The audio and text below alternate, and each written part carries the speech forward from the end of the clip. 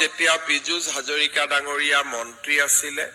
তেতিয়াও আমি প্ৰচেষ্টা চলাইছিলোঁ যে প্ৰাদেশিকৰণ হওক বা কন্ট্ৰেকচুৱেলত হওক আমি কৰ্মচাৰীসকলক নিশ্চিত দৰমহা যাতে পাব পাৰে তাৰ ব্যৱস্থা কৰিব লাগে। সেই সময়তো বিধানসভাত আইনখন পাছ হোৱাৰ পিছতো বিভিন্ন কাৰিকৰী কাৰণত আমি আইনখনক ৰূপায়ণ কৰিব নোৱাৰিলোঁ আৰু তাৰ ফলত কৰ্মচাৰীসকল চৰকাৰীকৰণ বা প্ৰাদেশিকৰণ হ'ব নোৱাৰিলে। মই নিজে দেখিছিলোঁ যে মন্ত্ৰী অজন্তা নেওগ আৰু মন্ত্ৰী পীযুষ হাজৰিকাই সেই সময়ত বহুত প্ৰচেষ্টা কৰিছিল, ব্যক্তিগত প্ৰচেষ্টাও কৰিছিল আৰু গোটেই প্ৰক্ৰিয়া সম্পূৰ্ণ কৰাৰ পিছতো শেষ সময়ত ই থাকি গৈছিলে। এইবাৰ আমি আকৌ এটা প্ৰচেষ্টা চলাইছিলোঁ আৰু বিভিন্ন আইনগত আসোঁৱাহসমূহ দূৰ কৰি আমি অসম পৌৰ নিগম কৰ্মচাৰী প্ৰাদেশিকৰণ আইন 2025 আমি বিধানসভাত অনুমোদন কৰিছিলোঁ আৰু এই আইনখনত 2013 চনৰ 4 ছেপ্টেম্বৰ তাৰিখৰ পূৰ্বৰে পৰা কৰ্মৰত আমি কৰ্মচাৰী বা বিষয়াসকলক প্ৰাদেশিকৰণৰ সুবিধা দিছিলোঁ। লগতে আমি এটা ব্যৱস্থা ৰাখিছিলোঁ যে চৰকাৰী কৰ্মচাৰী নিযুক্তিৰ দিনটোৰ পৰাই আমি তাক ধৰিব লাগে। ফলত বিত্তীয়ভাৱে কিছু কৰ্মচাৰী নিজকে ডিসএডভান্টেজিয়াছ বুলিও ভাবিব পাৰে ইনিচিয়েল পিৰিয়ডটোত। সেইবাবে কোনোবাই যদি নিজে প্ৰাদেশিকৰণ হ'ব নোখোজে তেওঁলোকে বৰ্তমানৰ দৰে পৌৰ নিগম নিকায়সমূহৰ পৰা দৰমহা লৈ নিজৰ কাম কৰি থাকিব পাৰিব। 1044 গৰাকী কৰ্মচাৰী আমি প্ৰাদেশিকৰণত অনুমোদন জনাইছিলোঁ আৰু 634 গৰাকীয়ে এই প্ৰাদেশিকৰণৰ বাবে সন্মতি দিছিলে আৰু আজি আমি আপোনালোকক নিযুক্তি পত্ৰ দিবলৈ ইয়াত আজি আমি সমবেত হৈছোঁ। আমাৰ পৌৰ নিগম অসমত গঠন হোৱা প্ৰায় 50 ইয়াৰ্ছ হৈ গ'ল, 48 বছৰ 50 ইয়াৰ্ছ, তাতকৈও বেছি পৌৰ নিগমৰ আমাৰ পুৰণা পৌৰ নিগম আছে, নিকায় আছে। প্ৰথমবাৰৰ বাবে আপোনালোকে আজি চৰকাৰী কৰ্মচাৰীৰ মৰ্যাদা লাভ কৰিব। আমাৰ চৰকাৰী কৰ্মচাৰী হ'লে কেইটামান নতুনকৈ আমি সুবিধা পাব পাৰোঁ, যিকেইটা সুবিধা আপোনালোকেও পাব। প্ৰথম, আমি নিয়মিত দৰমহা পাব পাৰিম, যিটো আমাৰ বাবে খুব ডাঙৰ এটা ৰিলিফ। কাৰণ নহ'লে আমি 16 finance commission, 15 finance commission, 6 finance commission, 5 finance কমিশ্যনৰ ডিভলিউশ্যনৰ টকা নহালৈকে আমি বহুতে দৰমহা নাপাওঁ। আৰু 2-3খন পৌৰ নিগম নিকায় বাদ দি নিজে দৰমহা দিব পৰা অৱস্থাটো তেওঁলোক নাথাকে। গতিকে স্বাভাৱিকভাৱে পৰিয়ালটো চলোৱাত আপোনালোকৰ যথেষ্টখিনি কষ্ট হৈছিলে। এতিয়া আমি মাহৰ 1 তাৰিখে যি ধৰণে আমি দৰমহা পাব লাগে আন কৰ্মচাৰীয়ে পায় তেনেকে আমি পাব পাৰিম। আৰু ডিপাৰ্টমেণ্টে অলপমান ইনিচিয়েল কামখিনি ঠিক কৰি দিলে আমি অহা মাহৰ পৰাই 1 তাৰিখে দৰমহা পাব পাৰোঁ। মই নিশ্চিত যে ডিপাৰ্টমেণ্টে সেই দিশত কামখিনি কৰি দিব, যিহেতু এতিয়া আইনগত কোনো বাধা নাই। দ্বিতীয়, আমাৰ চৰকাৰে কেইদিনমান আগতে UPSৰ অনুমোদন কৰিছে। আগত NPS আছিলে, OPS আছিলে, এতিয়া ইউনিফাইড পেনশ্যন স্কিম অৰ্থাৎ UPS হ'ব। UPSত 16% কণ্ট্ৰিবিউশ্যন ষ্টেটে কৰে, 10% কণ্ট্ৰিবিউশ্যন কৰ্মচাৰীয়ে কৰে। কিন্তু পেনশ্যন আৰু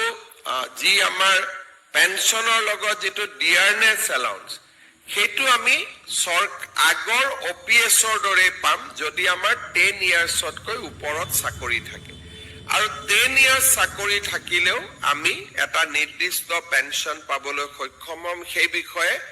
আজিৰে পৰা আপোনালোকে UPSত নিজক অন্তৰ্ভুক্ত কৰিব পাৰিব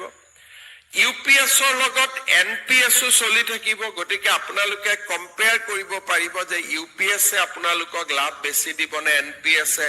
লাভ বেছি দিব আৰু দুইটাৰ যিকোনো এটা পেঞ্চন স্কিমত আপোনালোকে সোমাব পাৰিব 3 নম্বৰ চৰকাৰী কৰ্মচাৰী হোৱাৰ লগে লগে আপোন ঘৰ আপোন বাহন আদিৰ দৰে সুবিধাত আপোনালোকে নিজকে অন্তৰ্ভুক্ত কৰিব পাৰিব চতুৰ্থতে যিটো আটাইতকৈ প্ৰয়োজনীয় আপোনালোকে এতিয়া ফুল মেডিকেল ৰিইম্বাৰ্সমেন্টৰ কাৰণে আপোনালোক এলিজিবল হ'ব আমাৰ যেটো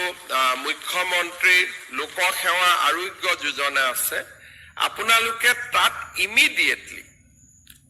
আপোনালোকে তাত ৰেজিষ্টাৰ কৰিব আন সৰকাৰী কৰ্মচাৰী সকলে যেনেকে মেডিকেল ৰিইম্বাৰ্সমেন্ট পায় তেনেকে আপোনালোকে মেডিকেল ৰিইম্বাৰ্সমেন্ট পাবলৈ সক্ষম হ'ব ইয়াৰ পিছত আমাৰ কৰ্মচাৰী সকলৰ বিপদৰ সময়ত সাবৰ কাৰণে আমাৰ সৰকাৰে কেইবাটাও অতিৰিক্ত ব্যৱস্থা কৰিছে আজি আমি নিবিচাৰো কিন্তু কৰ্মৰত অৱস্থাত কোনোবা সৰকাৰী কৰ্মচাৰী যদি মৃত্যু হয় তেতিয়া হলে তেওঁৰ পৰিয়ালে আপ টু 60 ইয়াৰ্স আজি যি ধৰণে আমি দৰমহা পাই আছো তেনেকে ফুল স্যালাৰি পাই থাকিব পৰিয়ালটোৰ কাৰণে এটা ডাঙৰ ৰিলিফ হয় যে আমি নিবিচাৰো কিন্তু মানুহ মৰণশীল আমি কোনেও ক'ব নোৱাৰো কোন কিমান দিন আছো আমি তো বিচাৰো যে আমি দীৰ্ঘ আয়ুস লাভ কৰিব লাগে কিন্তু মানুহ মৰণশীল আৰু সদায় আমাৰ ফ্যামিলিৰ কাৰণে এটা চিন্তা মূৰত থাকে এতিয়া আমি আমাৰ যদি কিবা কাৰণত এনেকুৱা দুৰ্ঘটনা হয় আমাৰ দৰমহাটো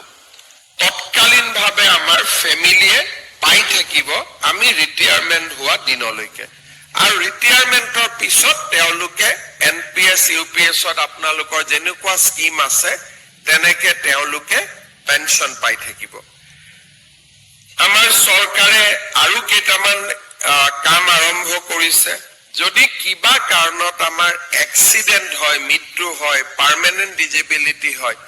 তেতিয়াও আমি 1,80,00,000লৈকে আমি উইদাউট প্ৰিমিয়াম আমি ইন্সুৰেন্স লাভ কৰিব পাৰো ইয়াৰ লগতে আমাৰ সৰকাৰে দিয়া গ্ৰেচুইটি আদিৰ উপৰিও আমাৰ স্যালাৰি একাউন্ট ষ্টেট বেংকত হলে আমি এডিশনাল 10 লাখ টকাৰ যদি কিবা কাৰণত আমাৰ মৃত্যু হয় নৰ্মেল ডেথ হলেও আমি 10 লাখ টকা গ্ৰেচুইটি পাব পাৰো সৰকাৰখিনিক বাদ দি এক প্ৰকাৰ আজি সৰকাৰী কৰ্মচাৰীৰ যেটো সোশিয়াল সিকিউৰিটি সেইটো আমি যথেষ্টখিনি বৃদ্ধি কৰিছো এতিয়া লাহে লাহে আমি মেডিকেল ৰিইম্বাৰ্সমেন্টৰ জায়গাত ক্যাশলেস ট্ৰিটমেন্টলৈকে গৈ আছো আজি আমাৰ হস্পিটালত গলো ৰিইম্বাৰ্সমেন্ট যেতিয়া হৈ থাকিব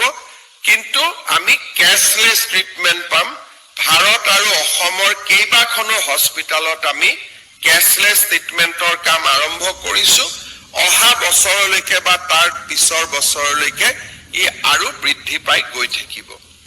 গতিকে সৰকাৰী কৰ্মচাৰী কেইবাটাও সুবিধা আপোনালোকে লাভ কৰিব কাৰণ আজিৰ পৰা আন এজন সৰকাৰী কৰ্মচাৰী আৰু আপোনালোকৰ মাজত কোনো পাৰ্থক্য নাথাকিব ডেফিনেটলি যেতিয়া আমি আপোনালোকক সৰকাৰী কৰ্মচাৰী বুলি ধৰি লম প্ৰয়োজন সাপেক্ষে আপোনালোকে ট্ৰান্সফাৰকো মানি ল'ব লাগিব অৰ্থাৎ আপোনালোকে ইখন পৌৰসভাৰ পৰা সিখন পৌৰসভালৈকে আপোনালোক বদলীকৰণো হ'ব আৰু সেইখিনি অকনমান জুনে এখনতে থাকিম বুলি ভাবি লৈছে যে নহয় আমি ইয়াতে থাকিম তেওঁলোকৰ কাৰণে অলপ অসুবিধা হ'ব কিন্তু আদাৰৱাইজ আমাৰ স্বাগত সতীৰ্থ পোৰ্টেলো আছে কোনোবা যদি বৰাক উপত্যকাৰ মানুহ ইমান দিন ব্ৰহ্মপুত্ৰ উপত্যকাত আছে ব্ৰহ্মপুত্ৰৰ মানুহ যদি বৰাক উপত্যকাত আছে স্বাগত সতীৰ্থ পোৰ্টেলৰ জৰিয়তে আপোনালোকে মিউচুৱেল ট্ৰান্সফাৰো কৰিব পাৰিব অৰ্থাৎ বহু দিন যদি কোনোবা মনত ইচ্ছা আছে যে আমি ঘৰৰ কাষৰ মিউনিচিপালিটিখনত যাব লাগে, মই কিন্তু উপায় নাই ইয়াতে সোমালো। এতিয়া চৰকাৰেও আপোনালোকক ট্ৰান্সফাৰ কৰিব পাৰিব আৰু আপোনালোকে নিজেও ট্ৰান্সফাৰ ল'ব পাৰিব। দুইটা অপশ্যন, এইটো নহয় যে ট্ৰান্সফাৰ মানে অকল চৰকাৰে কৰিব পাৰিব, আপোনালোকে নিজেও ট্ৰান্সফাৰৰ সুবিধাটো ল'ব পাৰিব। গতিকে বহুখিনি আমাৰ ই এটা আমাৰ জীৱনলৈ পৰিৱৰ্তন আনিব। পৌৰ নিগম নিকায়বিলাকক আমি শক্তিশালী কৰাৰ কাৰণে কেইবাটাও ব্যৱস্থা লৈছো। এক্সিকিউটিভ অফিচাৰ আপোনালোকে দেখিছে এতিয়া ষ্টেটে ৰিক্ৰুটমেণ্ট কৰিছে। ডিব্ৰুগড়, শিলচৰ, গুৱাহাটীত